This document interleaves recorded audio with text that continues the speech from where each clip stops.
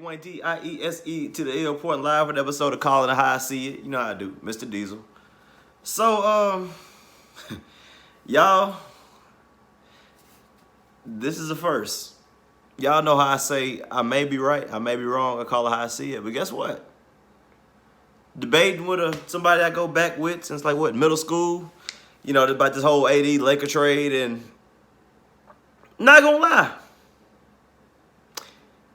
he changed my mind. He changed my mind on this whole Anthony Davis trade. I'm gonna shout him out. Shout out to Brandon Banks. Shout him out. I'm giving him props because since day one, now I get why you had to do the Anthony Davis trade. I don't approve of it, but I get because you sign superstars.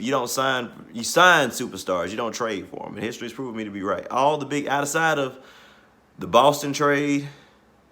And I think Clyde Drexler, because he was still a superstar with the Rockets. No other trade for superstars really worked. It's proven me right. You can look it up. Other trade, you sign for draft picks and role players, not superstars. Somebody else can change your franchise. And that's history's proven me right. I thought I was right, and I looked it up, and I am right. I did a video about that for my fans. But anyway, and so with this whole Anthony Davis trade, it goes right. You don't trade for superstars, you sign them, and why wait for Anthony Davis? Why wait if y'all so sure you're going to get him? Why trade all this up just so he can get him next year? Or you can wait a little longer and you can save the assets because it coming to you, so the ball was in your court. You could have waited. You didn't have to give up all that, and I still believe all that. You look at what the Knicks and Melo. We could have waited, but no, we had to go on and give up the whole world. Anyway, but I understand.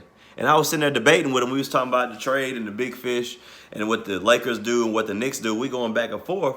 And just when we sitting there going back through history, and it just dawned on me when I was, saying some stuff to him, and the Lakers, they go for it. They go for it. So with that in mind, that's what they did. They go for it. Regardless if it makes sense or not. No, logically and roster-wise, now they only got 4 or 5 people on the roster. Now they got to rebuild. And I don't think they're going to replace what they lost. Because I don't think they're going to sign nothing better than Brandon Ingram or Josh Hart or Kyle. They got Kuzi. They kept Kuzi. Or everything they lost. And the draft picks really wouldn't have been nothing anyway because at minimum, they'd be a playoff team. So those picks really wouldn't have been nothing anyway. And you can feel how you feel about the number 4 pick. So everything else, I feel like they wouldn't go replace what they lost. Not with $23 million in cap. So I just didn't think it was the smartest idea. But you go for it. You just take your chances.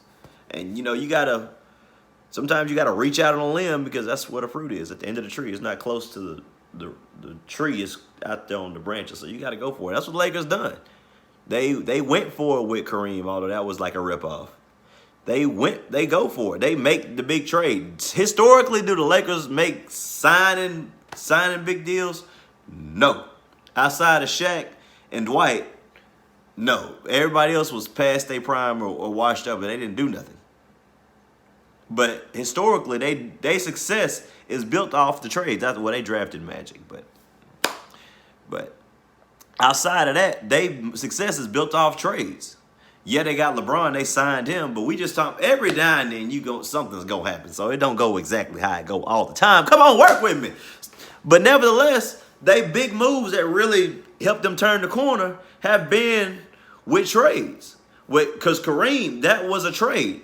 Shaq, they signed Shaq, yeah, but they traded to get that Hornets pick off of Kobe. So that was a trade move. The Pau Gasol thing, that was a trade. This right here, Anthony Davis, although they gave up a lot, but it was a trade. They signed LeBron, but they traded for Anthony Davis. So I'm just giving props. I gotta give props. You changed my mind. So having said, now I'm not finna say they finna win the championship and everything, but I get why they did it, which they had to do it anyway because they jacked up the morale of the team the first time when they was talking about that it's all mid-season. Then they had to rebuild the morale. Then they did the same thing again. So you really couldn't even bring everybody back anyway.